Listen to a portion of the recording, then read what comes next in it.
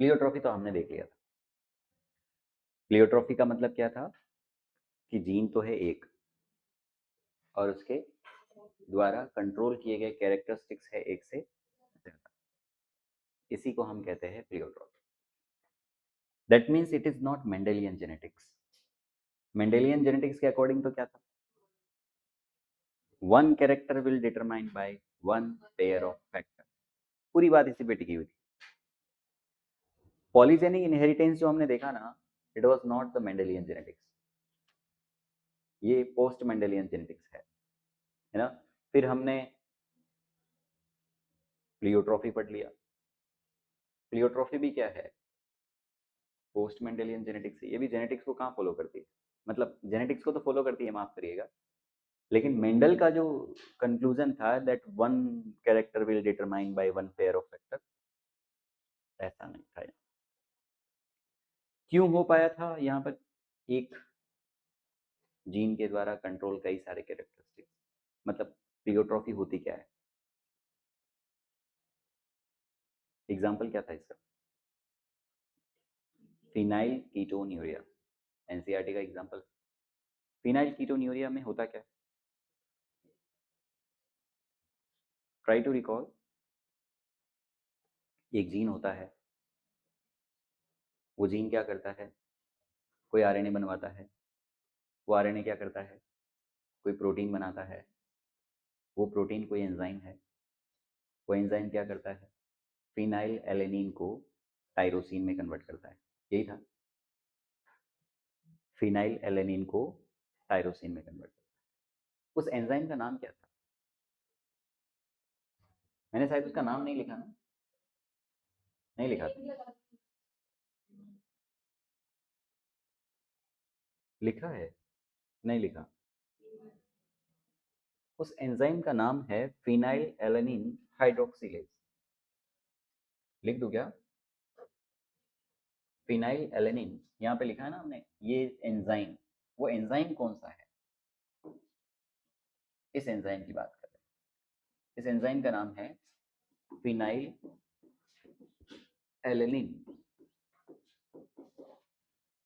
Hydroxylase. ये phenyl alanine hydroxylase क्या करता है, फिनाइल एलेनिन को टायरोसिन में कन्वर्ट करता है। इस एंजाइम को बनाने के लिए रिस्पॉन्सिबल कौन है, इस एंजाइम को बनाने के लिए रिस्पॉन्सिबल है डीएनए की कोई सीक्वेंस, जिसे हम जीन कहते हैं। उस जीन में यदि म्यूटेशन हो गया, दिस जीन हैज म्यूटेटेड, उस जीन में क्या हो गया, म्यूटेशन हो गया। जब इस जीन में म्यूटेशन हो जाएगा तो वो आरएनए नहीं बना पाएगा जो पहले बना पा रहा था। यदि वो आरएनए नहीं बनेगा तो वो प्रोटीन भी नहीं बनेगा जो पहले बन रहा था, अमीनो एसिड की सीक्वेंस बदल जाएगी। ऐसा होने से गलत प्रोटीन बनेगा, मींस गलत एंजाइम बनेगा। गलत enzyme means phenyl alanine hydroxylase नहीं बनेगा। फिनाइल एलेनिन हाइड्रोक्सिलेज नहीं बनेगा तो फिर वो फिनाइल एलेनिन को टायरोसिन में कन्वर्ट भी नहीं कर पाएगा, और ऐसा होने से हमारी बॉडी में फिनाइल एलेनिन की जो कॉन्सेंट्रेशन है वो क्या होगी, ज्यादा होगी। यही कंडीशन थी फिनाइल कीटोन्यूरिया। अब मान लीजिए वही फिनाइल एलेनिन पायरुविक एसिड जो है वो जाके आपके ब्रेन में डिपॉजिट हो रहा है तो मेंटल रिटार्डनेस आ रहा है ना, लॉस ऑफ हेयर्स हो रहा है, स्किन पे पिगमेंटेशंस दिखाई दे रहे हैं, ये सारे के सारे कैरेक्टरिस्टिक्स किसके थे, फिनाइल कीटोन्यूरिया। अच्छा, फिनाइल कीटोन्यूरिया नाम क्यों दिया, क्योंकि कीटोन बॉडीज जो है वो यूरिन के थ्रू बाहर आ रही है, यूरिया के साथ में बाहर आ रही है ना, तो इसको नाम दिया है phenyl ketonuria, ketone urea, right, ये सुनो। इसका पुअर अब्जॉर्प्शन हो पाता है किडनी के द्वारा, इसलिए ये यूरिन के द्वारा एक्सक्रीट हो जाता है। यहीं तक हमने पढ़ा है, ठीक है। अब हम देखते हैं sex determination.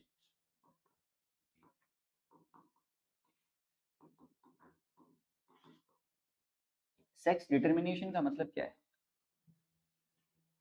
Sex determination means what, to determine the gender of individual, कि आने वाला मेहमान कौन होगा, कोई मिल गया, मूवी में है ना, जब वो फ्यूचर का कंप्यूटर बना लेता है जिसमें फ्यूचर देख सकते हैं, कोई मिल गया में थोड़ी है। क्रिस से पहले क्या था? क्रिस से पहले वाला पार्ट क्या था? कोई मिल गया, सही बोला ना फिर मैं। हाँ, मतलब मूवी के बारे में मेरे से उम्मीद रख सकते हो कि मैं सही बोलूंगा, है ना। आजकल कम करा है मैंने। तो उसने फ्यूचर देखने वाला कंप्यूटर बनाया, तो बोला ना क्या देखना चाहोगे, रोहित मेहरा ने ये पूछा कि क्या देखना चाहोगे, तो वो उनका उनका जो कलीग था उन्होंने बोला कि चलो भाभी माँ बनने वाली है, तो चलो चेक करते हैं कि मैं जो चाचा है वो भतीजी का बनूंगा या भतीजे का। इसी को सेक्स डिटर्मिनेशन कहते हैं, to determine the gender of individual. क्या लिखेंगे आप? To determine the gender of individual.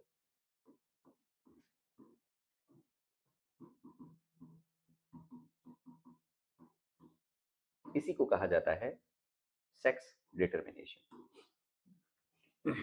अब ऐसा है कि कौन कौन सी परिस्थितियां हैं ऐसी जब हम सेक्स को डिटरमाइन कर सकते हैं। 3 ऐसी सिचुएशन हैं। कैसे कर सकते हैं वो बात की बात है ना, लेकिन समय की बात करें कि कब कब हम कर सकते हैं, देन 3 सिचुएशंस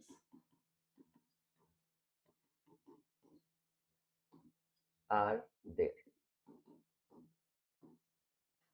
3 ऐसी परिस्थितियां हैं जहां पर हम जेंडर को डिसाइड कर सकते हैं क्या। लेकिन वो तीनों एक ही इंडिविजुअल में ऐसा नहीं है, अलग अलग इंडिविजुअल में अलग अलग समय पर आप जेंडर को डिटरमाइन कर सकते हैं। जैसे कुछ इंडिविजुअल तो ऐसे हैं जहां पर हम फर्टिलाइजेशन से पहले, बिफोर फर्टिलाइजेशन, ये डिसाइड कर पाएंगे कि आने वाला मेहमान कौन, मतलब फर्टिलाइजेशन नहीं हुआ है अभी, rather than it we will able to give the answer that the organism, the individual will be male or female. कुछ में हम डिटरमाइन कर पाएंगे ड्यूरिंग फर्टिलाइजेशन, जब फर्टिलाइजेशन हो रहा होगा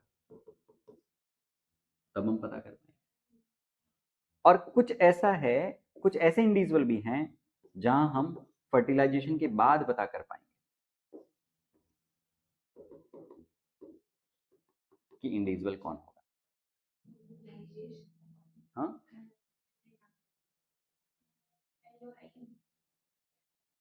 दोनों में ही। अच्छा हुआ तीनों में ना खाया।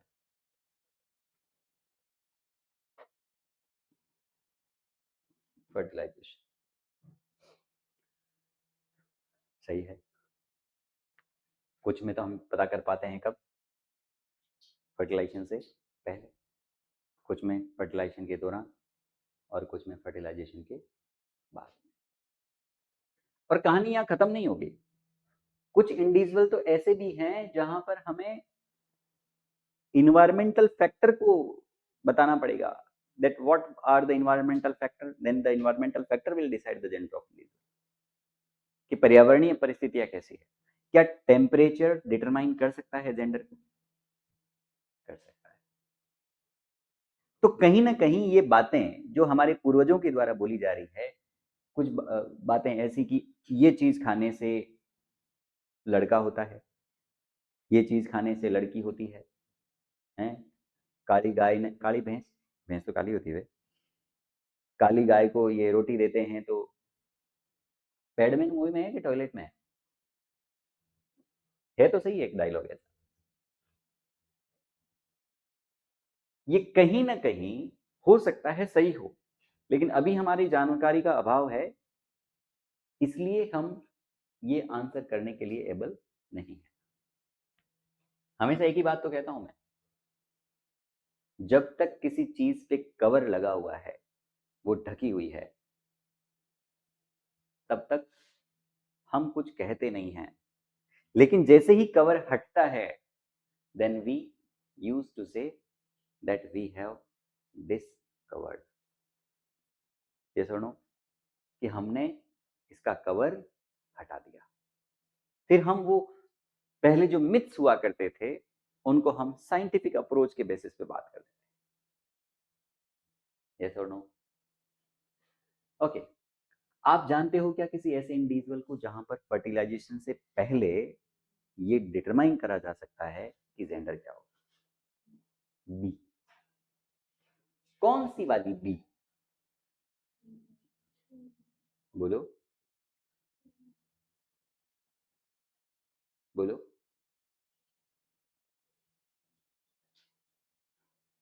बी तो है, लेकिन इससे पहले एक प्यारा वर्ड भी लगा हुआ है विच इज हनी, है ना? हनी वर्ड बहुत कॉमन है आजकल की मॉडर्न इरा में। ओ हनी, लाइक दैट। इस हनी बी में फिनोटिपिक एक्सप्रेशन कितने तरह के होते हैं? दो ही। एक तो होता है मेल और दूसरा होता है फीमेल। अच्छा, दूसरा होता नहीं है सर, होती है सर, है ना? दूसरी होती है फीमेल। जो फीमेल है ना वो दो तरह की है। कौन कौन सी? एक तो काम वाली बाई और दूसरी राज करेगी रानी। यही तो था। एक तो काम वाले बाई जी हैं, सॉरी ये है वर्कर, और ये कौन है? क्वीन, जिसका काम सिर्फ, मतलब समझ रहे हो ना, इनके साथ बातें करना, है ना? 8 10 15 ये होते हैं, 15 20 25 होते हैं ये, इनसे बारी बारी से बातें करती है। कौन सी बातें? I don't know. और ये बेचारी इन दोनों के ऑर्डर को फॉलो करती है। इन दोनों में भी हम इसी की बात करेंगे, क्वीन के ऑर्डर को फॉलो करती है। सही है। अब इस हनी बी में जो मेल बनता है, शायद उसके बारे में हमें जानकारी है कि वो अनफर्टिलाइज्ड एग से बनता है। यस और नो? अनफर्टिलाइज्ड एग मतलब ऐसे एग जिनका फर्टिलाइजेशन होगा ही नहीं, वो सभी किस में कन्वर्ट होंगे? मेल में, by the process of parthenogenesis. याद आ रहा है क्या sexual reproduction in flowering plant वाले चैप्टर में, फर्स्ट चैप्टर में हमने ये बातें सीखी है। क्या था? पार्थेनोजेनेसिस। अनफर्टिलाइज्ड एग बनाएगा ये। तो क्या ड्रोन का बनना ये डिसाइड फर्टिलाइजेशन से पहले हो सकता है? यस और नो? जब फर्टिलाइजेशन हुआ ही नहीं है, दैट मीन्स कंफर्म मेल होगा। सही है कि नहीं? वहीं यदि मैं बात करूं यहां पर, तो जो फर्टिलाइज्ड एग है वो कन्वर्ट होंगे फीमेल में। तो यहां फीमेल का जो डिसीजन है, फीमेल इन हनी बी लिख दूं क्या? क्या लिखूं? Female in honey bee.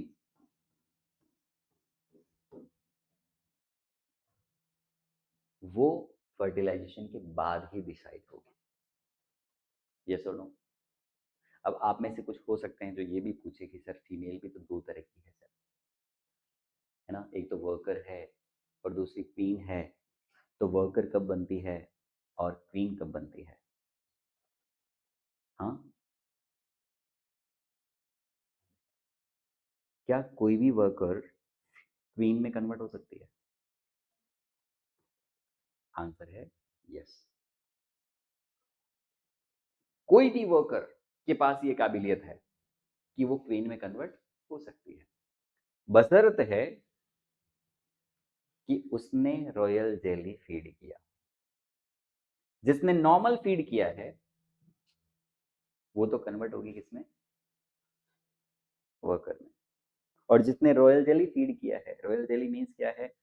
Specific type of nectar, वो यदि फीड किया है तो क्वीन में कन्वर्ट हो जाएगी।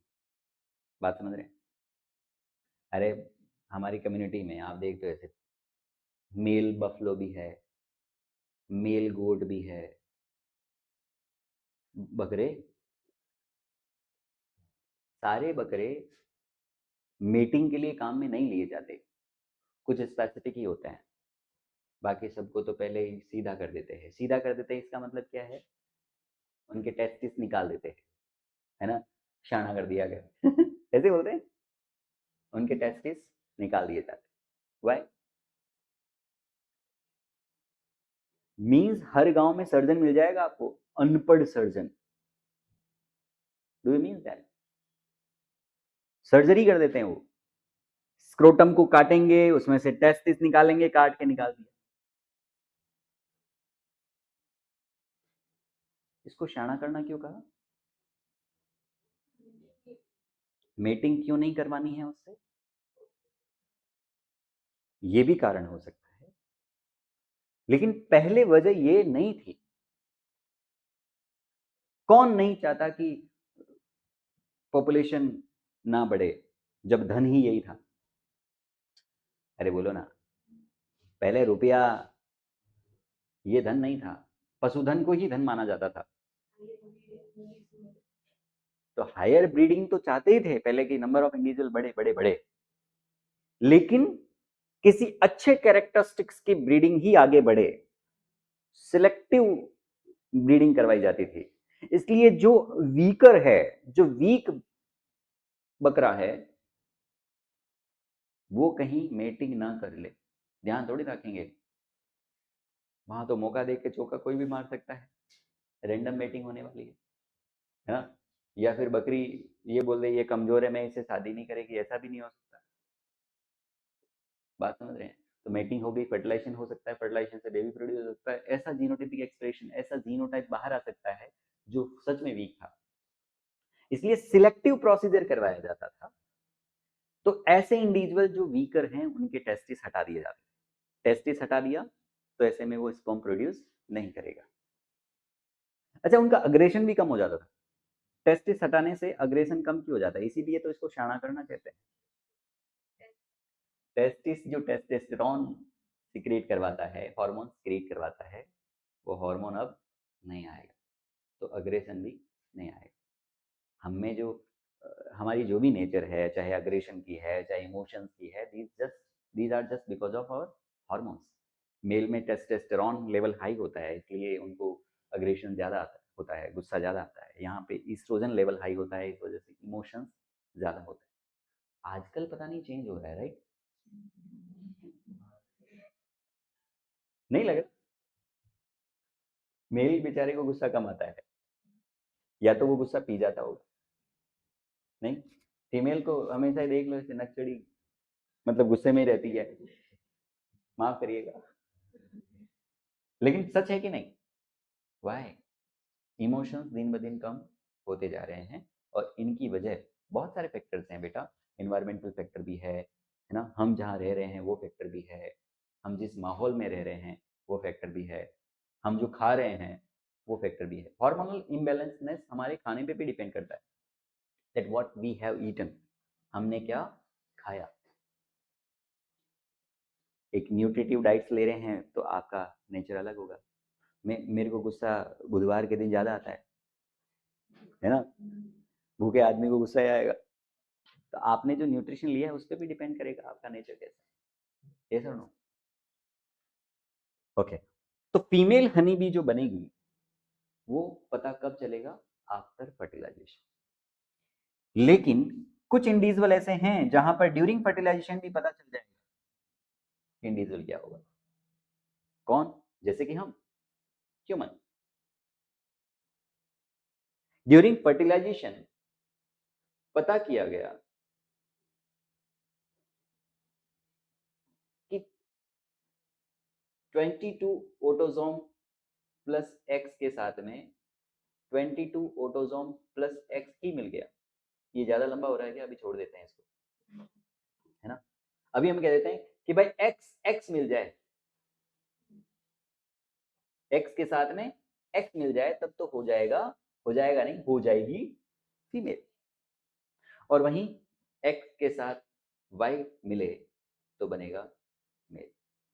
ये मैंने फीमेल पहले जानबूझ के लिखा है, ठीक है, क्योंकि हमारे क्लास में देखें तो महिला प्रधान है, फीमेल आर मेजॉरिटी, अपनी पूरी कोचिंग में देखा जाए तो फीमेल इन मेजॉरिटी, राइट। तो मैं इसी वजह से कर रहा हूँ। क्या पता मैंने ऊपर लिख दिया होता और नीचे फीमेल लिखा होता तो 3 लोग तो मेरी कॉलर पकड़ने आ जाते सर। क्या जो ज़्यादा होते हैं वो डोमिनेंट होते हैं सर, है ना। अब इनको कौन समझाए कि चींटियों की कॉलोनी बहुत बड़ी है, फिर भी वो डोमिनेंट नहीं हो सकती। हाँ, अकेली चींटी कभी कभी डोमिनेंट हो सकती है, यस और नो। डोमिनेंसी संख्या से होती जरूर है, क्या हर जगह अप्लाई है ये कि जिसकी संख्या ज्यादा वो डोमिनेंट भी ज्यादा। हमने चल रहे होते हैं ना, अभी धीरेन्द्र शास्त्री जी ने बोला, या किसी हिंदू कैंडिडेट जो थे, महात्मा जी थे कोई, उन्होंने बोला कि हिंदुओं जाग जाओ, produce more and more babies, otherwise आप पे हुकूमत की जाएगी। नहीं, जो ज्यादा है वो हुकूमत करेंगे, ठीक है। साइंस अपनी जगह है और कम्युनिटीज अपनी जगह है। बोलो कितने लोग इंस्पायर हुए क्या, या होंगे, होंगे क्या? हिंदू सब हो गए। अच्छा, तो छोड़ के सब हो गए। जानकारी का अभाव। भाई शेर जो होता है ना जंगल में, उसकी संख्या कम होती है, खरगोश और हिरण की संख्या ज्यादा होती है।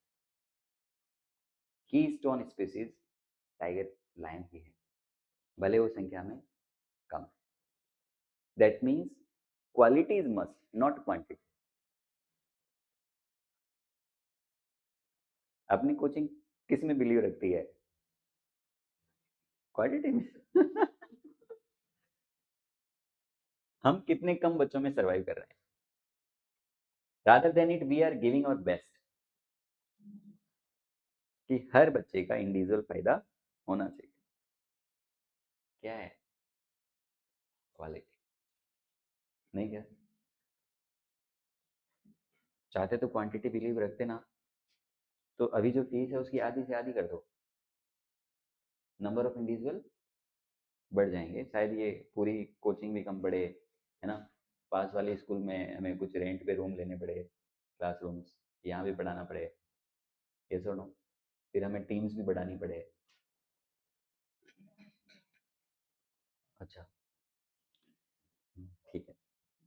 3 ऐसी सिचुएशंस हैं जहाँ पर हम जेंडर को डिटरमाइन कर सकते हैं। अलग अलग इंडिविजुअल में अलग अलग होगा। जैसे फर्टिलाइजेशन से पहले भी कर सकते हैं, ड्यूरिंग फर्टिलाइजेशन भी कर सकते हैं, और आफ्टर फर्टिलाइजेशन भी कर सकते हैं। फर्टिलाइजेशन से पहले मेल इन हनी बी, ड्रोन्स, ठीक है। ड्यूरिंग फर्टिलाइजेशन ह्यूमन में, ऐसा नहीं है खाली ह्यूमन में, ये तो हम एक एक एग्जाम्पल ले रहे हैं, ऐसे ढेरों एग्जाम्पल तीनों कैटेगरी के मिल जाएंगे, ये सुनो। और फीमेल जो हनी बी बनने वाली है वो आफ्टर फर्टिलाइजेशन पता चलेगा, फर्टिलाइजेशन हो गया उसके बाद ही पता चलेगा कि क्या बनेगा।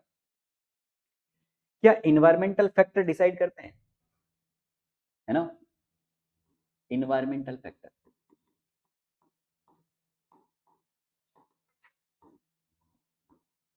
सेक्स को डिटरमाइन करते हैं, बोलो ऐसा हो सकता है क्या? होता है। लाइक समझो आप कि मैं बात करता हूं टेम्परेचर की। टर्टल जानते हो? हाँ, क्या होता है? क्या बोले? कछुआ, कछुआ, हाँ ठीक है। काचबो, काचबो, कछुए होते होंगे ना। Turtle, tortoise. मेरे को तो रूपाली मैम सुनाई दे रहा है, पता नहीं बोल क्या रही है ये। अच्छा, जो पानी में रहते हैं, ओके। जो पानी में रहते हैं, मेरे को रूपाली मैम, ये रूपाली मैम बार बार क्यों बोल रही है ऐसा सोच रहा हूँ। आपकी रूपाली मैम मीन्स व्हाट?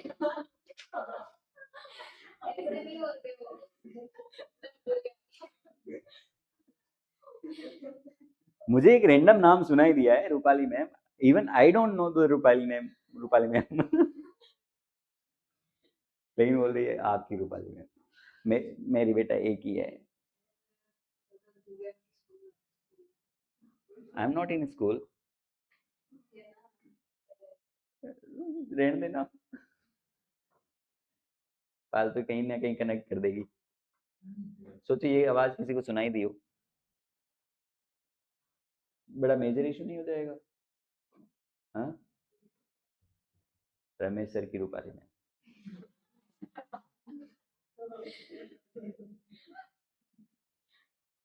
ऐसे मत बोला कर आपकी। हाँ भले हो भी ना, तो भी नहीं बोलना है तेरे को कि तेरे को कंफर्म भी हो जाए ना, तो भी नहीं बोलना है। कई बार बोलती है ये, वो आपकी स्टूडेंट, आपकी स्टूडेंट तो तू भी है, तेरे को ही बोल रहा हूँ। तो मान लो एनवायरनमेंट में जो टेम्परेचर है वो 33 डिग्री सेल्सियस से ज्यादा है, the temperature is greater than 33 degree Celsius.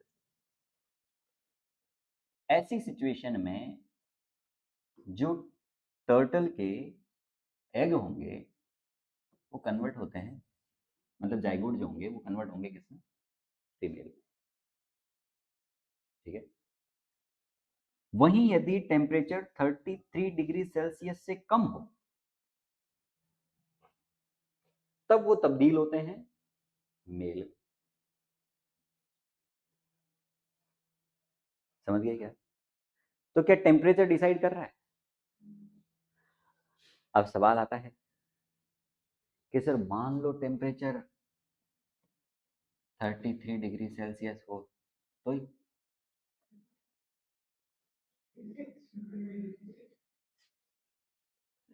आपने दो बात बता दी हमें कि 33 डिग्री सेल्सियस से ज्यादा है तो फीमेल है, और 33 डिग्री सेल्सियस से कम है तो मेल है। टेम्परेचर 33 डिग्री सेल्सियस ही है सर। नहीं नहीं, ऐसा नहीं होगा। यहां पर हम लिखेंगे equal number of male and female. यहां पे फिर से confusion, sir equal number of male and female से क्या मतलब?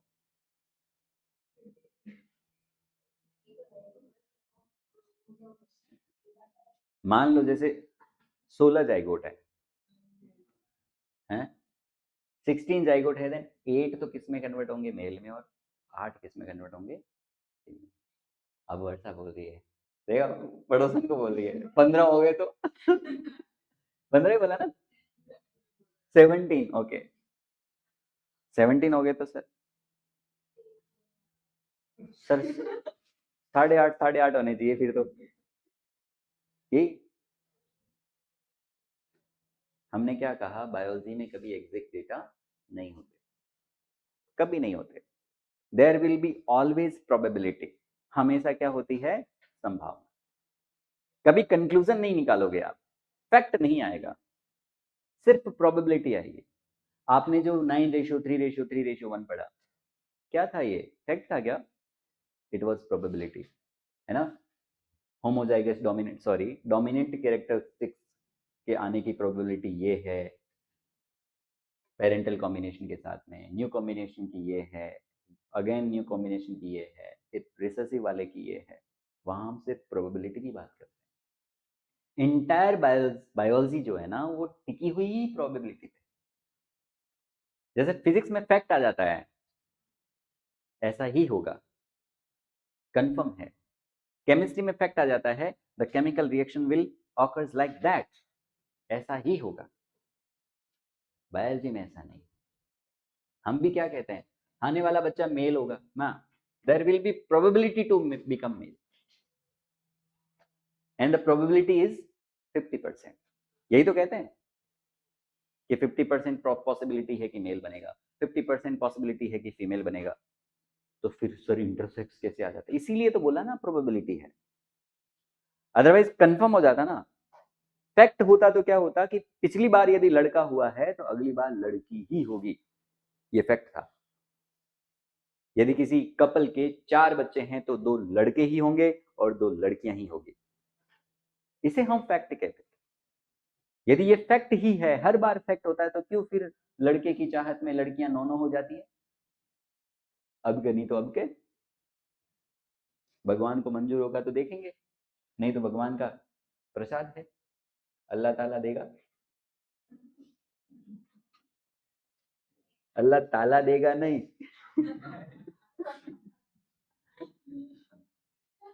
और देगा। हाँ, भगवान का प्रसाद है, समझ के रख लिया कर, सब ठीक है। नहीं क्या? Then here will be the problem. अब यहां पर तरीके क्या क्या हैं जिनसे हम जेंडर को डिटरमाइन कर सकते हैं? देखो, सेक्स को डिटरमाइन करने के डिफरेंट डिफरेंट मेथड थे। इनमें सबसे जो सटीक थ्योरी मानी जाती है ना, वो है क्रोमोसोमल थ्योरी। इसके अलावा भी है, जैसे जेनेटिक बैलेंस थ्योरी है, X/A का रेशो क्या है ना, ऑटोट्रॉप और सॉरी ऑटोसोम और एलोसोम का जो रेशो है वो क्या है, ये डिसाइड करेगा। लेकिन आपके एनसीईआरटी बुक में जो थ्योरी दी गई है, it is of chromosomal theory of determination of sex. कौन सी थ्योरी है? क्रोमोसोमल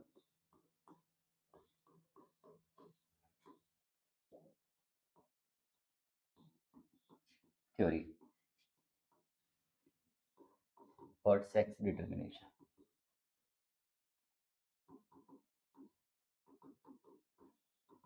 बचपन तो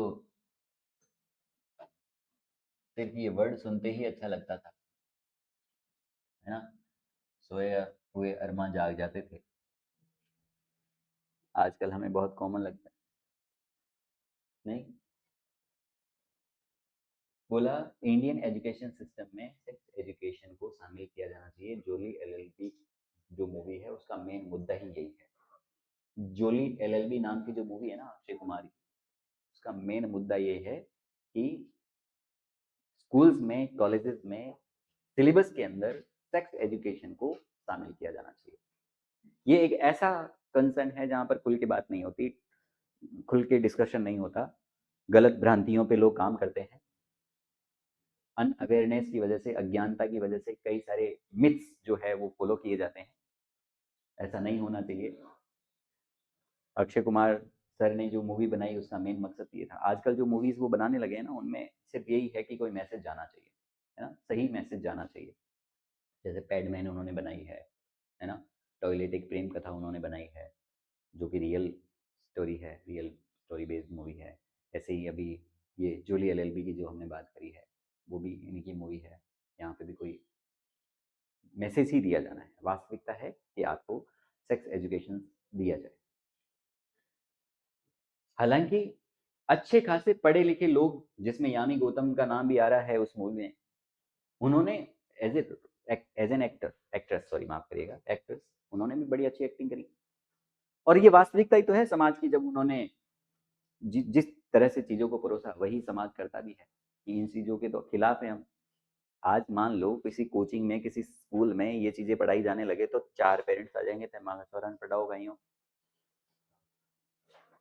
एन की चीज़ें पढ़वाई जरूरत तो नहीं है, सही है कि नहीं? फिर हम बोले देखो ये सिलेबस में है, सिलेबस में था, बुक फाड़ दियो थे, माँ को कौन पढ़ानी है इनकी। हालांकि अभी ऐसा नहीं है, अभी तो काफ़ी अवेयर हुए हैं, लेकिन फिर भी आप देखो कि गाँव में अभी भी इन चीज़ों को लेकर बहुत बड़ी समस्या है।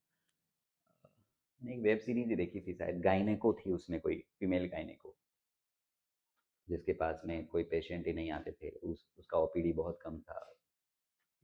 अपने ही स्कूल जहाँ वो पढ़ी थी वहाँ पर जाकर ये एजुकेशन देने का प्रयास किया, तो उसकी जो प्रिंसिपल मैम थी उसने धक्के दे के बाहर निकलवा दिया। नहीं, काफ़ी चीज़ें हैं अभी भी, बहुत कुछ बदलने की जरूरत है। लेकिन हम कहते हैं ना, जानकारी के अभाव में बेवकूफ मत बनिए, जानकार बनिए, सतर्क रहिए। ये था क्या? ओके। तो chromosomal theory of sex determination मतलब सेक्स को डिटरमाइन करने के लिए रिस्पॉन्सिबल कौन है? क्रोमोसोम। अब हमारे पास में क्रोमोसोम अलग अलग तरीके के,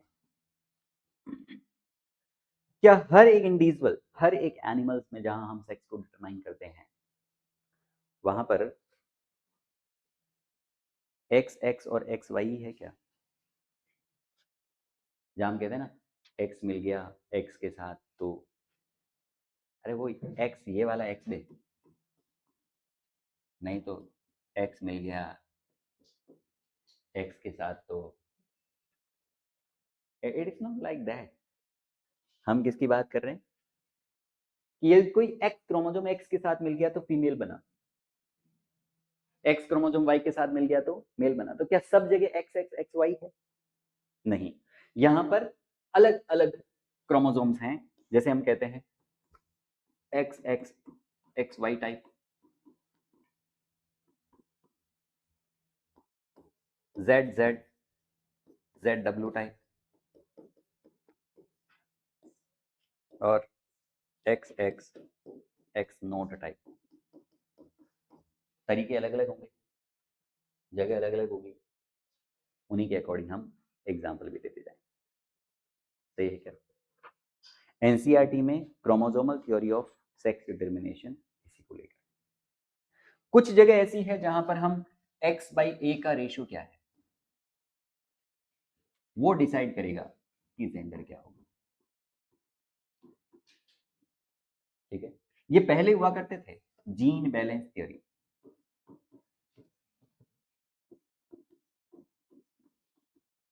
genetic balance theory. X by A का मतलब क्या है? एलोसोम बटा ऑटोसोम, एलोसोम अपॉन ऑटोसोम का जो रेशियो है। ये रेशियो क्या मिल रहा है? ये रेशियो यदि 0.5 मिल रहा है, ये रेशियो यदि 1 मिल रहा है, ये रेशियो यदि 1.5 मिल रहा है, इसके बेसिस पे हम डिसाइड कर देते हैं। 1.5 मिल रहा है that will be super female, 1 मिल रहा है दैट विल बी फीमेल, 0.5 मिल रहा है दैट विल बी मेल, है ना? लेकिन अब ये सिलेबस में नहीं है। अच्छा, क्या हुआ, कैसे हुआ, ये भी देख लो। 0.5 कब आ सकता है? मान लीजिए x बाई ए, एक्स कितना है? एक्स वाई है हमारे पास, कोई मेल है, एक्स वाई क्या होता? यदि होता तो मेल होता, तो उसके पास एक्स क्रोमोसोम कितना होता? एक ही, 1 अपॉन, ऑटोसोम कितने होते? 2 होते। ऑटोसोम पेयर में लिखते तो 2 लिखते, तो क्या आ जाता? 0.5। तो हम क्या बोलते? जब आपको x बाई ए का रेशियो 0.5 मिल जाए तो आप क्या कह दोगे? कि वो मेल हो। फीमेल में एक्स क्रोमोसोम कितने होते हैं? 2 होते हैं। अब मैं बात कर रहा हूँ इधर फीमेल की, एक्स एक्स अपॉन ए ए ऐसे ही लिखते, ऑटोसोम भी पेयर में होते। एक्स क्रोमोसोम कितने हैं? 2। ऑटोसोम कितने हैं? 2। Then 2/2 is equal to 1। मतलब x बाई ए का रेशियो यदि आपको 1 मिल रहा हो तो हम क्या कहेंगे? कि वो फीमेल है। तो ये डेटा लिखे हुए थे। अच्छा, 1.5 कब मिल सकता है? एक्स एक्स एक्स कंडीशन ऐसी हो सकती है कभी एक्स क्रोमोसोम में ट्राइसोमी हो गई हो, है ना? हम क्लाइनफेल्टर सिंड्रोम पढ़ते हैं, एक्स एक्स वाई, वो है इंटरसेक्स लेकिन उसका रेशियो क्या दिखा रहा है? कि वो फीमेल है। इस वजह से इन थ्योरीज को फेल किया गया। आज की डेट में जो हम थ्योरी मानते हैं which is the chromosomal theory for sex determination. ठीक है, इनमें हम तीनों को ही पढ़ेंगे, है ना? नेक्स्ट टर्न पे देख लेते हैं इसको, आज तो टाइम हो गया है। ठीक है, तो आज के लिए हम इतना ही रखेंगे, बाकी बातें करेंगे नेक्स्ट टर्न पे। तब तक के लिए